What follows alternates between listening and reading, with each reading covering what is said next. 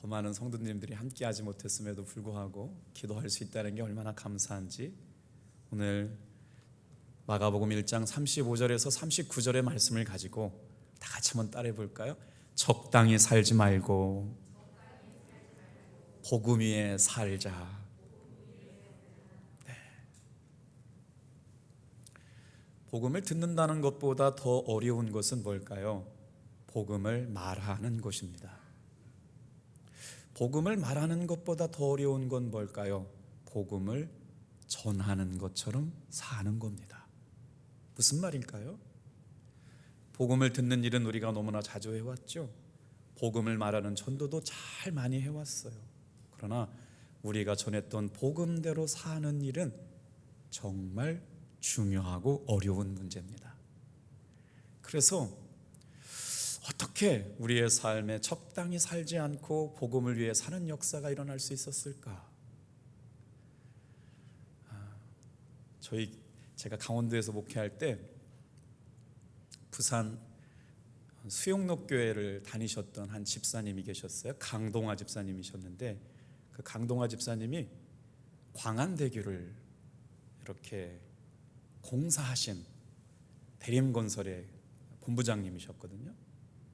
근데 이제 시골에 내려와 보니까 부산 수영록교회는 한 4만 명이 다니는 교회예요. 다닐 교회가 있겠나 싶으셨대요. 그런데 본부장님으로 계시는 동안 저희 교회를 아주 오랫동안 지극정성으로 섬겨주셨어요. 그래서 그분이 부산 수영록교회를 담임하셨던 정필도 목사님 말씀을 좀 들어봐라. 그리고 세미나에 참석을 이렇게 시켜주셔서 일주일 동안 다녀왔는데 한강 이남에 4만 명이 모이는 교회는 부산 수영록교회밖에 없었어요.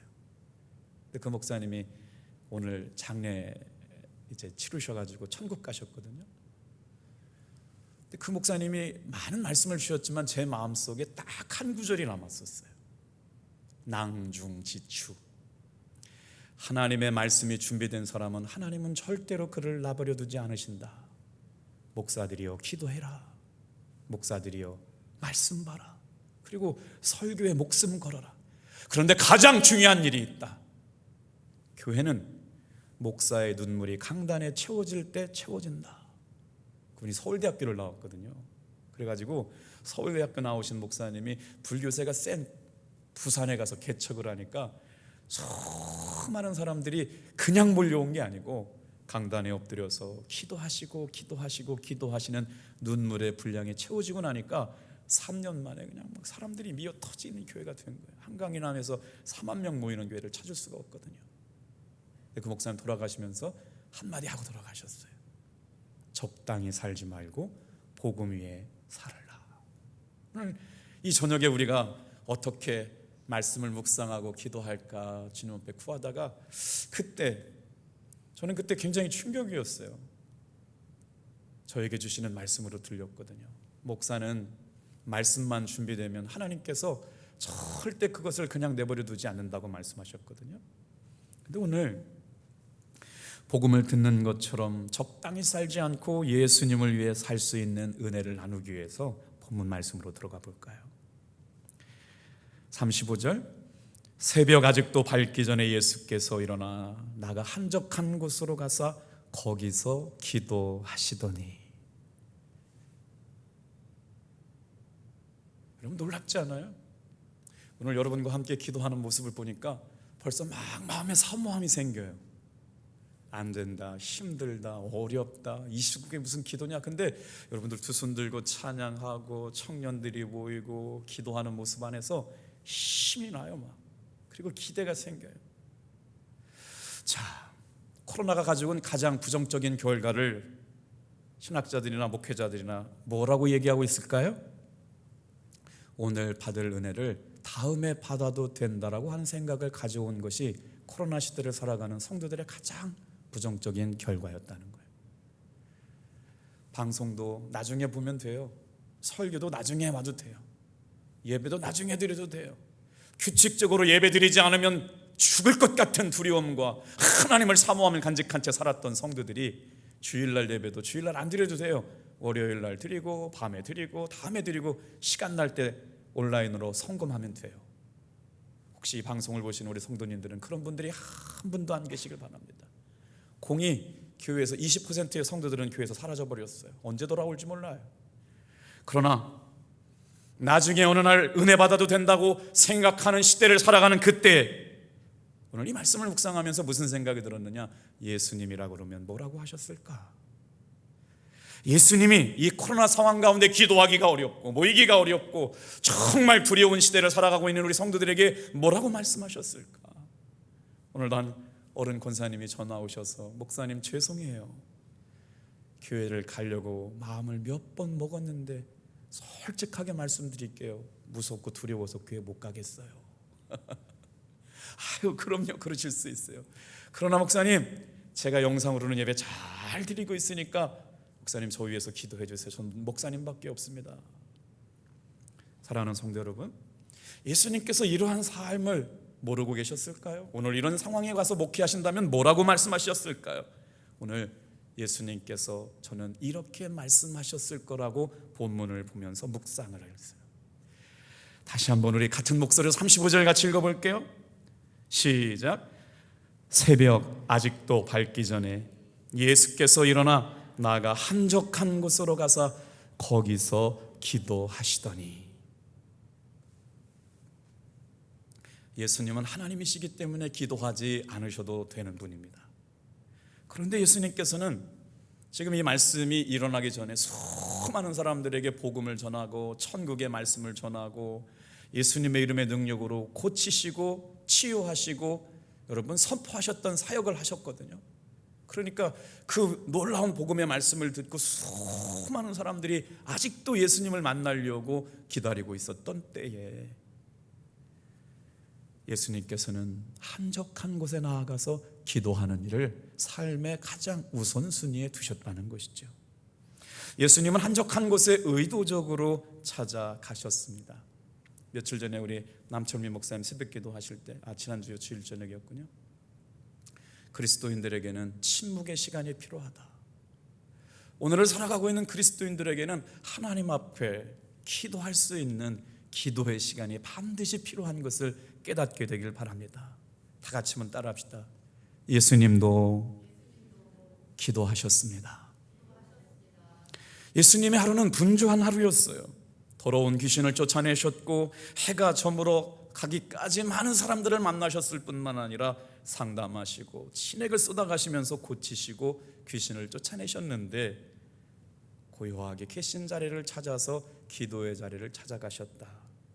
기도하시고 언제까지 기도하셨느냐? 새벽 아직 날이 밝기 전까지 기도하셨던, 성경학자들은 이 본문을 뭐라고 그러냐면 성경에 나오는 예수님의 새벽 기도의 모형이다. 새벽 기도를 말씀해 주신 유일한 본문이 바로 오늘 우리가 읽었던 마가복음 1장 35절에서 39절이에요. 예수님은 아무리 바쁘셔도 새벽부터 기도하셨습니다. 예수님은 아무리 피곤해도 새벽부터 기도하셨습니다. 예수님은 삶에 바쁜 일이 많을수록 부지런하게 삶의 우선순위를 정해놓고 기도하셨습니다. 예수님은 바쁘면 바쁠수록 힘들면 힘들수록 기도의 시간을 삶의 우선순위에 두셨다라고 하는 것이죠. 여러분, 이 말씀을 읽다가 이런 도전이 생겨나가요. 기도는 이렇게 하는 겁니다. 기도는 정말 이렇게 하는 거예요. 여러분, 전도는 이렇게 하는 겁니다 라고 말씀하시지 않았어요. 오늘 이 밤에 이 자리에 나와 있으면서 영상으로 말씀 보시는 사랑하는 성도 여러분, 기도는 배우는 게 아닙니다. 기도하면 됩니다. 누가 응답받아요? 기도한 사람이 하나님 앞에 응답받는 거예요. 기도는 가르쳐서 되는 게 아니에요. 오늘 이 시간 우리가 잊어버렸던 기도의 열정, 기도의 사모함, 기도 응답의 귀한 가치, 오늘 이 밤에도 마찬가지예요. 기도를 가르쳐 주시는 것뿐만 아니라 기도를 어떻게 말씀하세요? 배우는 것이 아니라 기도는 하면 되는 겁니다. 오늘 이제 우리가 내일 주일 저녁에는 행축이 시작되고 이제 20일 동안 호렙산 기도회가 21년 차가 시작되는데 여러분, 기대가 돼요. 벌써 하나님은 응답을 준비해 놓고 계실 뿐만 아니라 기도하는 사람들을 눈여겨보시고 한 사람 한 사람을 주목해 보시거든요. 예수님만큼 능력 있는 분이 어디 있어요? 예수님만큼 바쁘지 않은 분이 어디 있어요? 그런데 예수님도 오늘 새벽 미명에 해가 뜨기 전에 한적한 곳에 나아가서 기도하셨다. 오늘 그 기도를 하시면서 또 다른 말씀이 나와요. 38절 좀 읽어볼게요. 아주 위대한 명령이 선포됩니다. 같이 읽어요. 시작. 이르시되 우리가 다른 가까운 마을로 가자. 거기서도 전도하리니 내가 이를 위하여 왔노라 하시고.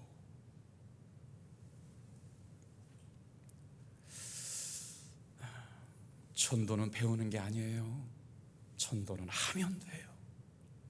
하나님의 사랑을 어떻게 표현해요? 사랑은 흘러가는 거잖아요. 그냥 알아지는 거잖아요. 하나님이 나를 사랑하신다라고 하는 게 마음속에 새겨진 사람이 어떻게 표현해요? 나 같은 죄인을 구원하셨다는 게 믿겨지고 알아지는 거고 경험되어지는 거잖아요. 그러니까 예수님께서 한적한 곳에 나아가서 기도하시면서 다시 한번 무슨 말씀의 강화가 일어났어요? 다른 마을로 가자. 가까운 마을로 가자. 내가 거기서도 전도하리니 내가 이를 위하여 왔다.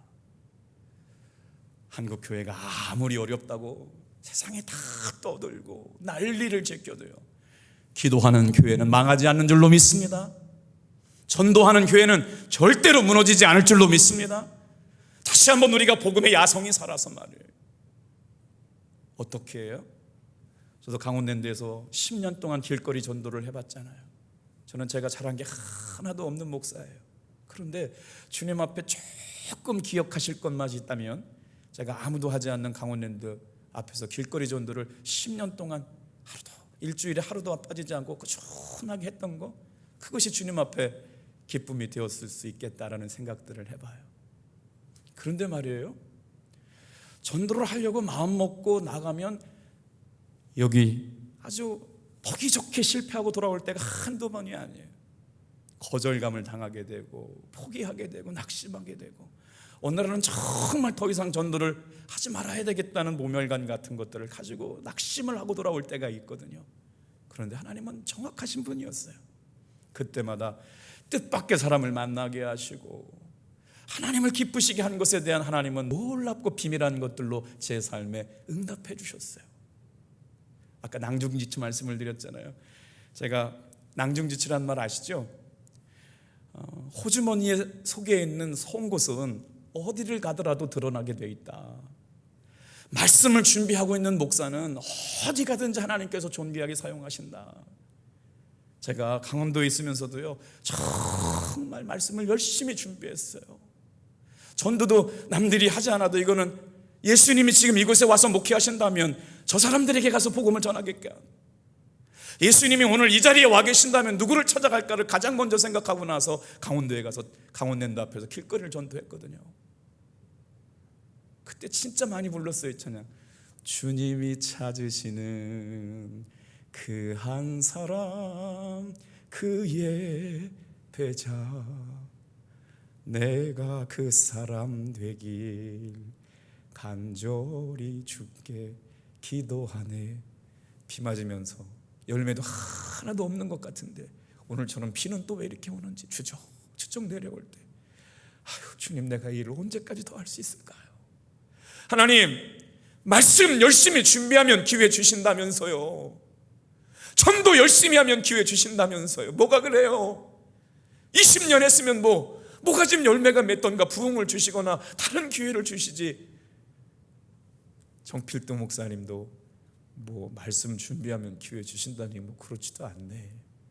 저 혼자 이렇게 궁시렁 하면서 내려오고 있었는데요, 만나교회 의전팀에서 전화가 왔어요. 부활절쯤에 김석기 목사가 만나감리교회 와서 설교했으면 좋겠다. 여러분, 만나교회가 어느 정도인지 모르시죠? 재적이 한 4만 명 되고요, 주일날 출석을 한 2만 명 정도 해요. 그 주일날 1부부터 5분까지 몇 명이 드리냐면 순간순간 3,600명부터 그냥 10,000명 정도가 한 교회에 와가지고 예배를 드리는데, 제가 그 교회 가서 1부부터 5부를 설교를 하게 되는 기가 막힌 일이 있었어요.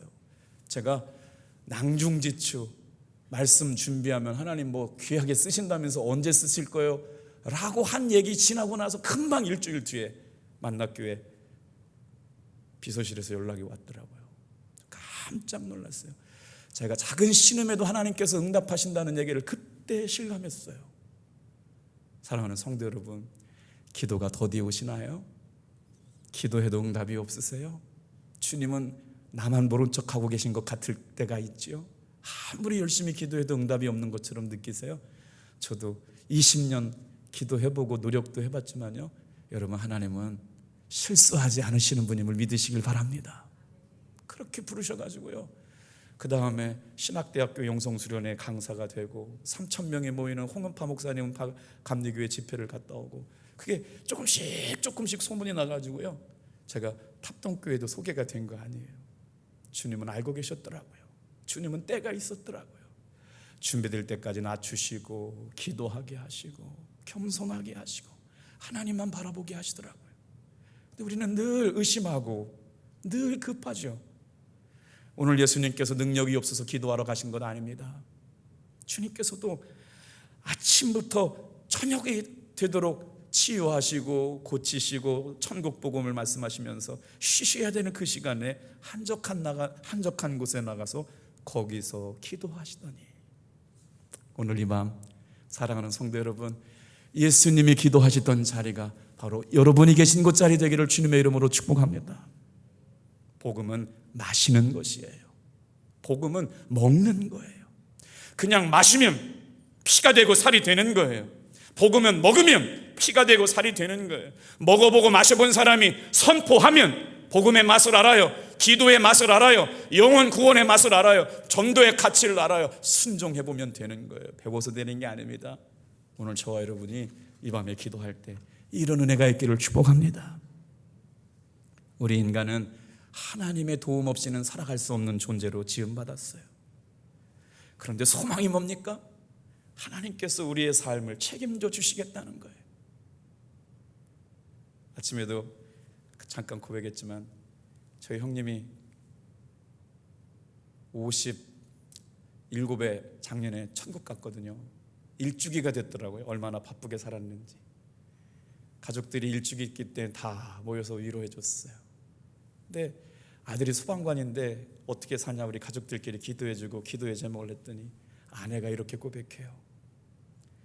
남편이 있다가 없는 집에 들어오려고 하니까 1년 동안 얼마나 많은 날들 동안 울어야 됐는지 몰랐다고.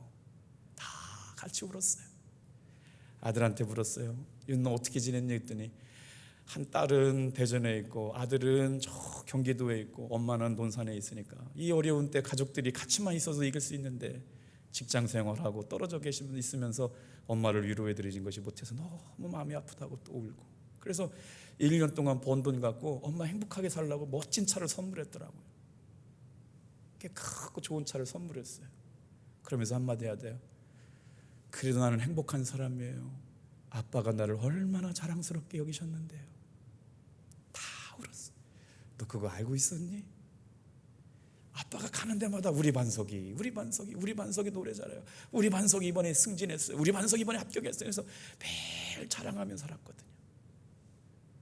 오늘 사랑하는 성도 여러분, 삶의 길이 막힌 것 같고 피할 길이 안 보이는 것 같고 하나님의 기도 응답 안 들어주시는 것 같은 이때가 바로 하나님 앞에 기도할 때인 줄 믿으시길 바랍니다. 3절 35절 다시 한번 읽어요. 같이 읽을까요? 시작.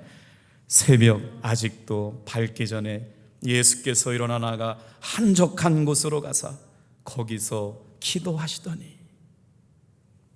소망이 뭐예요? 하나님께서 오늘 내 기도를 들어주신다는 거예요. 하나님께서 오늘 이 시간에 우리의 기도를 들으실 뿐만 아니라 능력을 주시겠다는 거 아니에요. 응답을 약속해 주셨다는 겁니다. 아쉬운 것이 많아도 아무에게 달라고 한다고 주지 않습니다.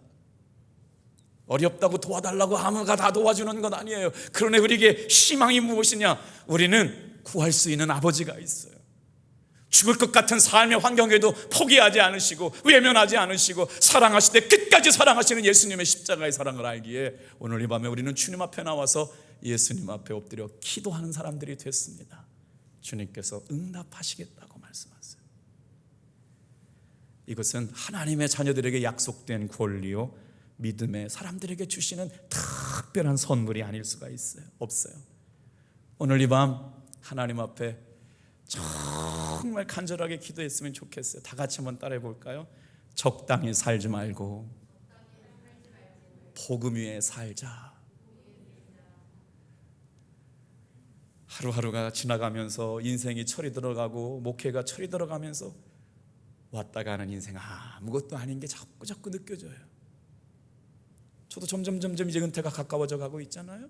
주변에 은퇴하신 목사님들을 잘 보고 어떻게 사셨을까, 어떻게 마무리하셨을까, 나는 어떻게 살다가 어떻게 마무리해야 될까, 그러면서 그 시간이 점점 가까워질 때마다 제 마음속으로 고백되는 게 있어요. 남는 건 하나밖에 없구나. 하나님을 기쁘시게 하고 영혼을 구원하고 가는 것. 김석기 목사는 그렇게 살다 간 목사입니다. 정필도 목사님을 헤드라인 기사로 이렇게 막 기독교 언론에서 중요한 인물이니까 뽑았어요. 하나님의 선교사로 살다 간 정필도 목사 소천하다. 이건 다른 신문이에요. 말씀의 사자로 살다 간 정필도 목사 소천하다. 오직 하나님을 위하여 살다 간 정필도 목사 오늘 소천하다. 말씀의 사람, 선교의 사람. 그러면서 다른 기사 보니까 기도로 살던 정필도 목사 오늘 소천하다.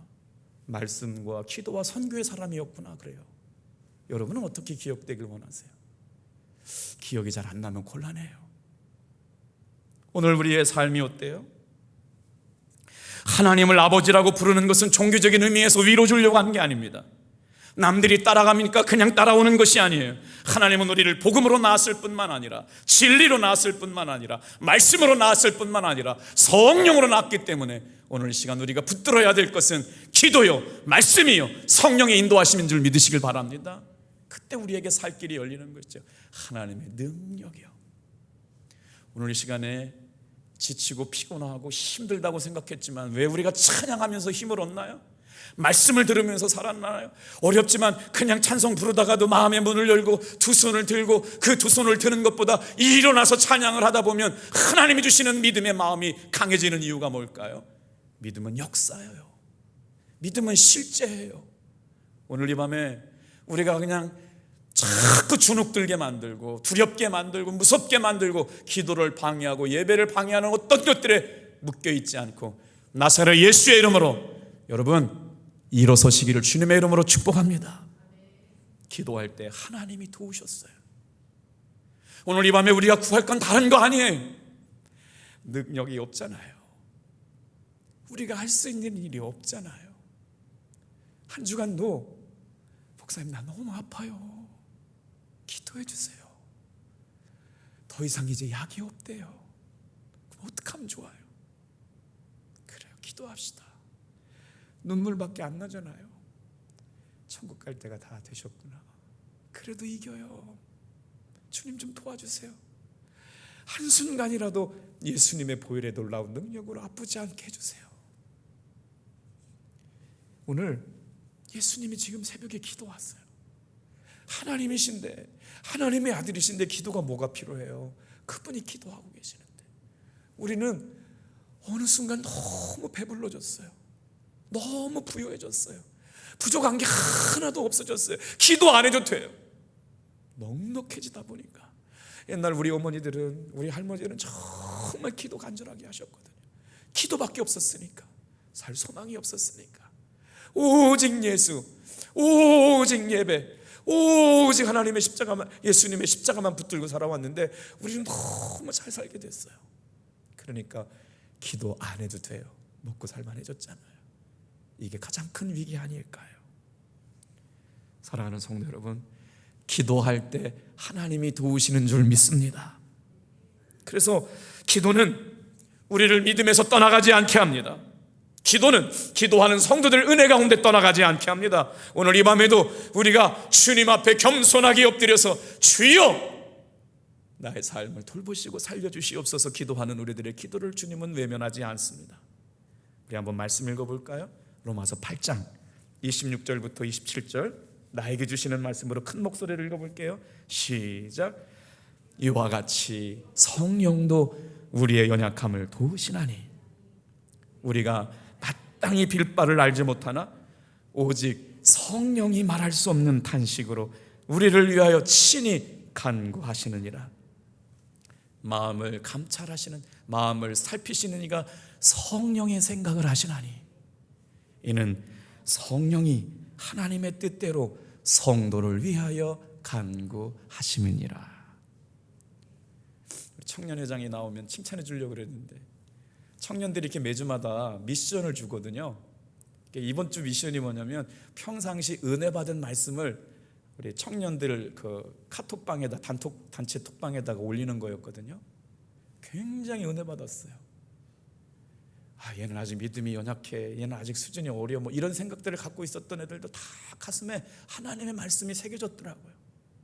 이때 은혜 받았고요, 이때 이렇게 응답해 주셨고요, 이 말씀 붙잡아가지고 내가 위기를 지나왔고요, 이때 주신 말씀이 교회 나온 지 얼마 안 되는 대학교 새내기 청년들도 얘들이 언제 이런 믿음이 있지, 막 방황하고 힘들 때 교회 나와서 누군가 선생님이 알려주셨던 그 말씀이 제가 은혜가 돼가지고요 지금 이 말씀 붙들고 살아가고 있어요.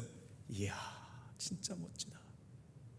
오늘 오랜 신앙생활 했어도 무기력하고 냉랭하고 습관적이고 하나님이 주시는 감동이 없고가 아니라 오늘 이 밤에 기도할 때 새 영 부어주시고 새 마음 주시고 기대가 생겨나고 하나님이 일하실 일들을 믿음으로 바라볼 수 있는 여러분 되길 바랍니다.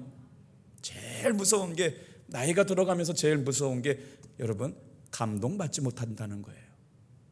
예배 너무 잘 알잖아요. 목사님 설교 너무 뻔하잖아요. 새로운 게 없잖아요. 여러분, 우리가 오늘 이 밤에 기도할 때 하나님이 역사하시고 하나님이 도우시는 은혜가 있는데 어떻게 우리가 여러분 적당히 살 수 있을까요? 오늘 이 시간 우리가 구할 것은 하나님의 은혜밖에는 없는 줄로 믿습니다. 요한복음 14장 13절, 너희가 내 이름으로 무엇을 구하든지 내가 시행하리니 이는 아버지로부터 하여금 아들을 인하여 영광을 얻으시게 하려 함이라. 정말 인생을 멋지고 힘차고 당당하게 살아가는 사람이 누굴까? 이 말씀을 묵상하면서 계속 물었어요, 주님 앞에. 여러분, 그 사람을 보면요, 몇 마디 해보면 그 사람의 신앙의 수준이 드러나요. 지금 그 사람이 무엇을 생각하고 있는지 다 알게 되더라고요. 그래서 말이에요, 정말 힘 있는 신앙생활, 정말 당당하고 멋진 생활을 하는 그리스도인은 어떤 사람들이냐? 다 같이 한번 따라합시다. 예수님처럼 기도했던 사람, 복음을 위해 살아간 사람들. 이 사람들은 언제나 어디서나 성령의 충만함을 통해 가지고요 주님을 위해 사는 사람이 죄악 가운데 있을 수 있어요. 영혼을 사랑을 위해서 기도하는 사람이 여러분 죄악 가운데 있을 수 있어요. 제가 오늘 말씀을 묵상하다 그런 생각이 들었어요. 하나님께서 오늘 거기서도 예수님을 통해서, 우리 38절 읽고 마칠게요. 이제 38절 같이 읽어요. 38절 시작. 이르시되 우리가 다른 가까운 마을들로 가자. 거기서도 전도하리니 내가 이를 위하여 왔노라. 한 영혼을 향하여 1000번을 불러가고 100번을 불러간 사람이 그 영혼을 사랑하지 않을 수가 없지요. 주님의 은혜를 기대하면서 새벽에 기도하러 가셨던 예수님처럼 기도해 본 사람만이 기도의 응답의 비밀을 깨닫게 되죠. 오늘 영상으로 바라보시는 성도님들, 이 은혜가 충만하게 경험되어지기를 축복합니다. 기도하겠어요.